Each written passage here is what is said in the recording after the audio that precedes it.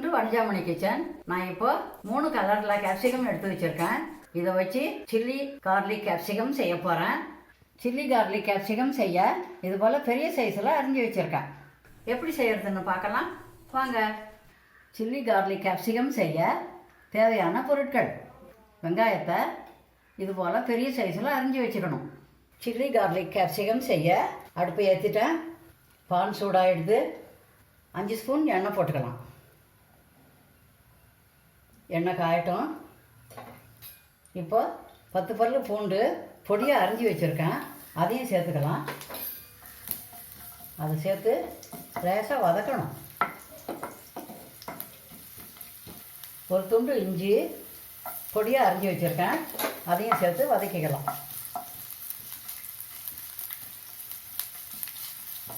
ரெண்டு பச்சை மிளகா பொடியாக அரிஞ்சு வச்சுருக்கேன், அதையும் சேர்த்து வதக்கணும்.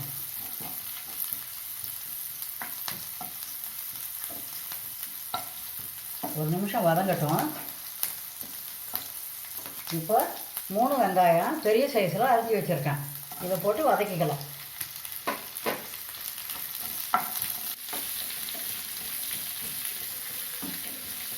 இந்த டிஷ்ஷுக்கு வெங்காயம் கொஞ்சம் கூட போடணும். இது போல் பெரிய சைஸில் அரிஞ்சு வச்சாதான் நல்லாயிருக்கும். வெங்காயம் வதங்க தூள் உப்பு சேர்த்துக்கிறேன். உப்பு சேர்த்தா தான் வெங்காயம் சீக்கிரம் வதங்கும்.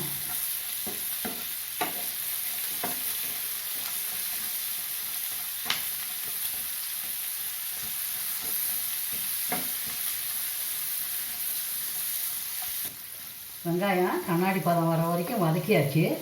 இப்போ குடமிளகாயை சேர்த்துக்கலாம். சிவப்பு, மஞ்சள், பச்சை 3 கலரும் சேர்த்து வதக்கணும்.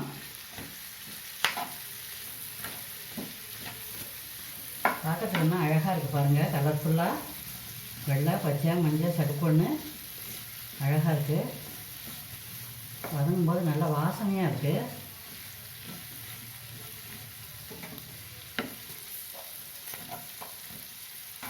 ஒரு 3 நிமிஷம் வதக்கணும்.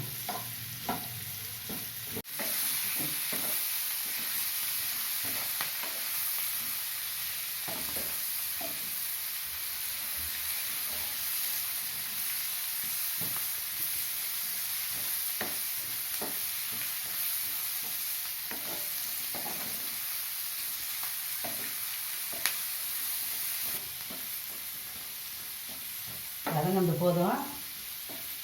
தீயை குறைச்சி வச்சுக்கணும். சோயா சாஸ் 1 ஸ்பூன் போட்டுக்கலாம்.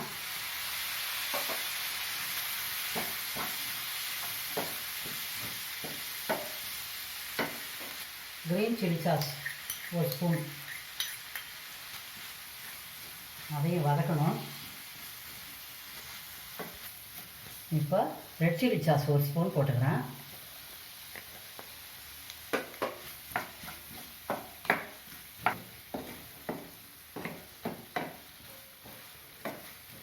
இது ஒரு கலர் கிளறியாச்சு. இப்போ தக்காளி சாஸ்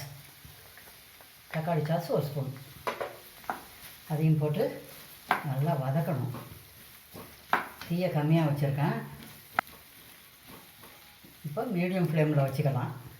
வச்சுட்டு வதக்கணும்.